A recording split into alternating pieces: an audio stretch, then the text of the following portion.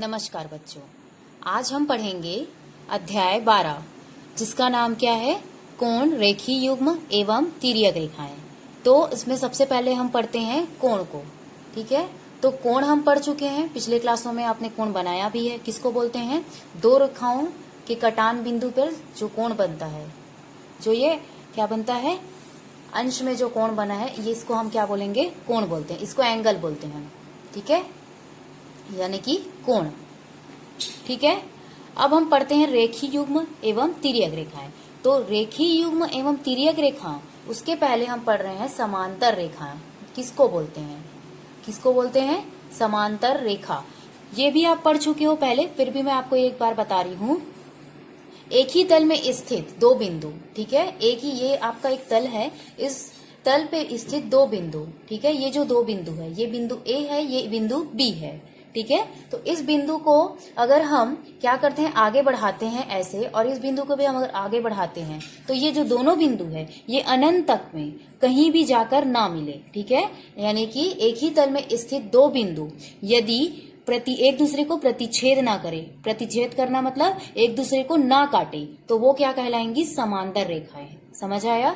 ये बिंदु ए क्या कर रही है? आगे चल रही है, और बिंदु बी भी आगे चल रही है, बढ़ रही है, लेकिन ये कहीं भी जाकर नहीं मिलेंगी, तो ये क्या कहलाएंगी? एक समांतर रेखाएं। समांतर रेखा में क्या होता है कि यहाँ पर जो दूरी बन रही है, वही दूरी इस आखिरी स्टेज पे भी बनेगी, मतलब कि हर जगह पे उसकी दूरी सेम रहेगी।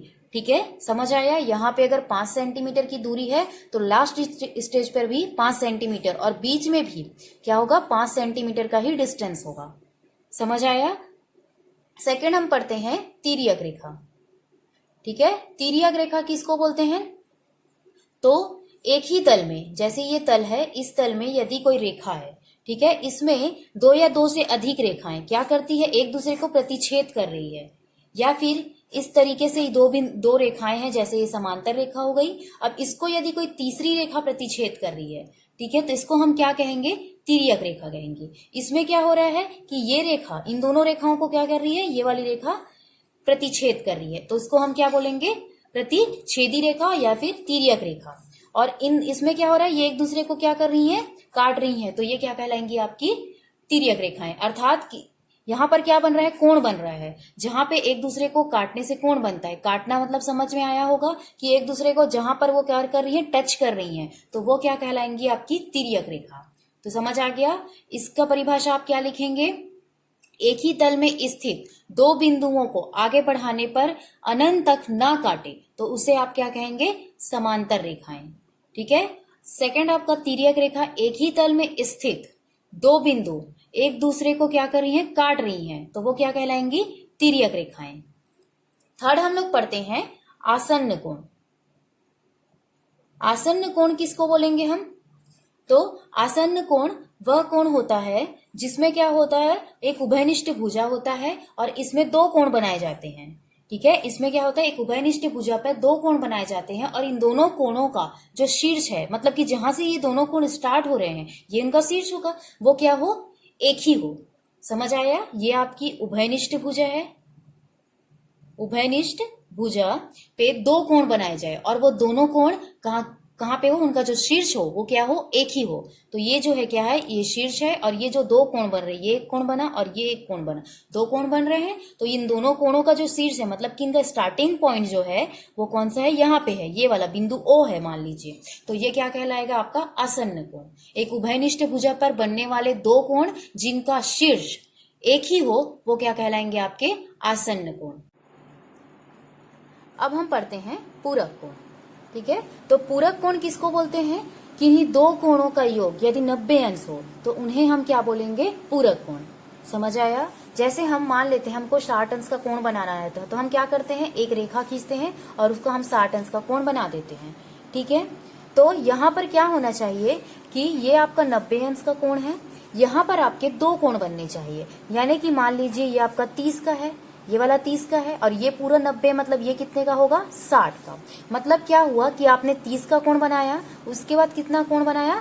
60 का बनाया। तो ये आपका क्या होगा? 30 और 60 एक दूसरे के पूरक कोण होंगे। समझ आया? किन्हीं दो कोणों का योग यदि 90 अंश हो तो वो एक दूसरे के पूरक कोण होते हैं। मतलब कि जैसे हमने क्या बनाया, ये 90, ये टोटल यहाँ पे ऐसा ही बनना चाहिए, लेकिन ये क्या होना चाहिए, ये जैसे 30 का है तो ये कोण हमने पहले बनाया 30, ठीक है, इस कोण को हमने पहले बनाया, उसके बाद इस पे रख के हम 60 अंश का कोण बना रहे हैं, तो 30 और 60 मिलकर क्या हो गए, 90 हो गए। मतलब कि ये जो 30 है वह 60 है, ये दोनों एक दूसरे के क्या होंगे, पूरक होंगे। 30 का पूरक होगा 60 और 60 का पूरक क्या होगा, 30 होगा। समझ आया? 30 का पूरक 60 अंश और 60 अंश का पूरक 30 अंश है, यानी कि इन दोनों का जो वे दोनों कोण जो क्या हो, दोनों को जोड़ने पर क्या आना चाहिए, 90 अंश आना चाहिए, तो वो दोनों एक दूसरे के क्या हो जाएंगे, पूरक कोण। ठीक है, सेम वही चीज संपूरक कोण होता है। तो संपूरक कोण किसको बोलेंगे, इसमें जैसे पूरक कोण में 90 डिग्री का जोड़ आना चाहिए था, वैसे ही सेम संपूरक कोण में 180 डिग्री का आना चाहिए, अर्थात 180 अंश। 180 अंश क्या आना चाहिए, योग आना चाहिए। किन्हीं दो कोणों का योग यदि 180 अंश है तो वे दोनों एक दूसरे के संपूरक कोण होंगे। 180 कैसा बनाते हैं, हम ऐसा बनाते हैं, यहाँ पर हमारा 180 बनता है। ठीक है, तो यदि मैंने मान लिया, सबसे पहले मैंने बना लिया 60 अंश का कोण, ये हमारा 60 अंश का कोण। ठीक है, अब यहां पर मैंने चांदा रख के यहां पे बना लिया 120 अंश का कोण। ठीक है, तो इन दोनों को जब हम जोड़ेंगे तो 120 धन 60 क्या हो जाएगा, 180। तो क्या हो जाएगा, 120 का पूरक क्या हो जाएगा, 60, और 60 का पूरक हो जाएगा 120। समझ आया?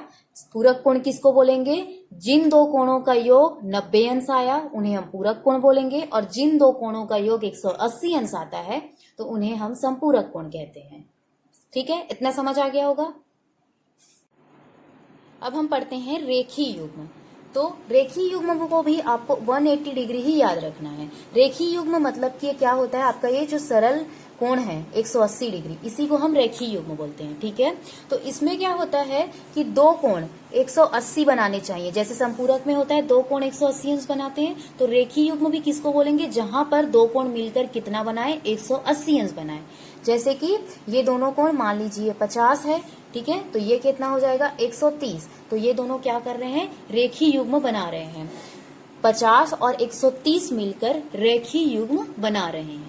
ठीक है, संपूरक कोण में क्या था कि 50 और 130 एक दूसरे के संपूरक कोण थे, लेकिन रेखीय युग्म के क्या हो रहा है कि 130 और 50 ये दोनों मिलकर क्या कर रहे हैं, रेखीय युग्म बना रहे हैं, अर्थात इनका जोड़ कितना आना चाहिए, 180 अंश। जहां पर भी आप क्या देखें, एक लाइन देख ले, इस लाइन को ऐसा देख ले, तो जहां पर आपको दिख रहा है कि 180 डिग्री बन रहा है, वहां पर हम ये रेखीय युग्म लगा सकते हैं। ठीक है, उसके बाद हम पढ़ते हैं शीर्षाभिमुख कोण। शीर्षाभिमुख कोण को याद रखने के लिए आप ये x का जो चिन्ह है, गुणा का जो चिन्ह है, उसको याद रखिए।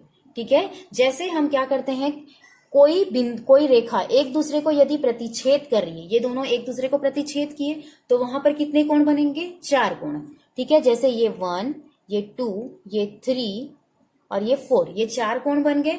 अब इन चारों कोण को क्या करेंगे हम, ये जो विपरीत दिशा के कोण है, ये क्या हो रहा है, एक कौन सा दिशा में बन रहा है, ऊपर साइड, और 3 कौन से साइड में बन रहा है, नीचे साइड। ऊपर और नीचे एक दूसरे के विपरीत होते हैं, तो ये जो ऊपर और नीचे बन रहा है, ये दोनों कोण एक दूसरे के शीर्षाभिमुख कोण होते हैं। समझ आया? ये जो ऊपर और नीचे का जो कोण है वो एक दूसरे के शीर्षाभिमुख कोण होंगे। वैसे ही सेम ये क्या कर रहा है, आपका बायां और ये दायां।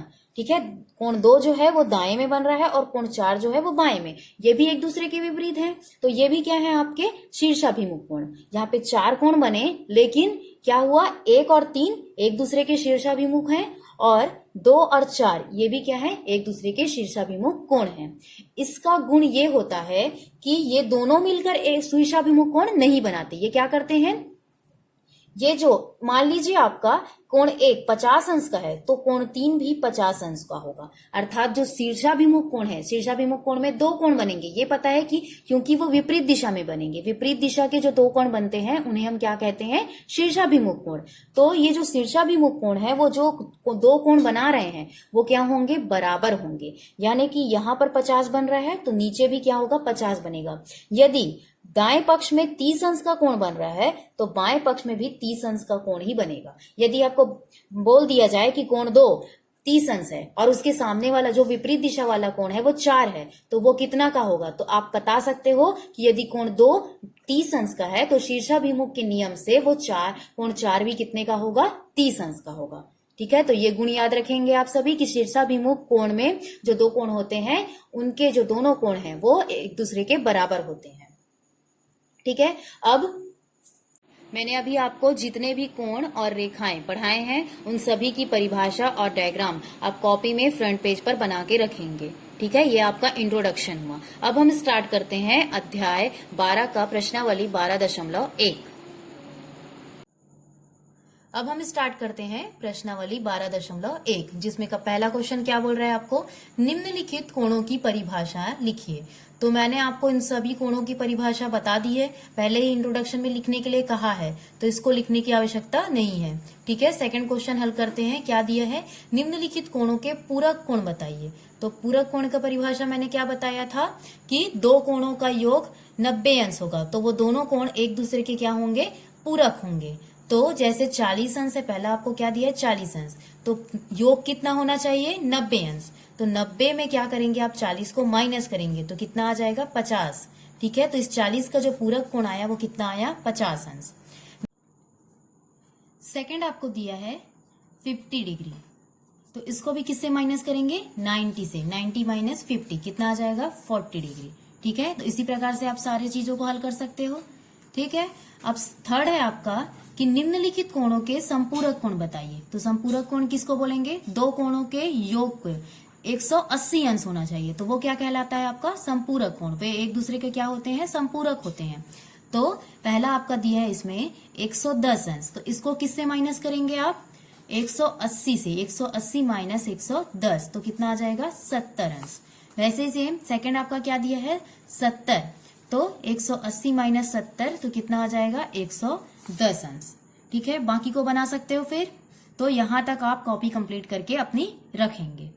ठीक है, फिर नेक्स्ट का जो क्वेश्चन है वो हम अगली क्लास में पढ़ेंगे।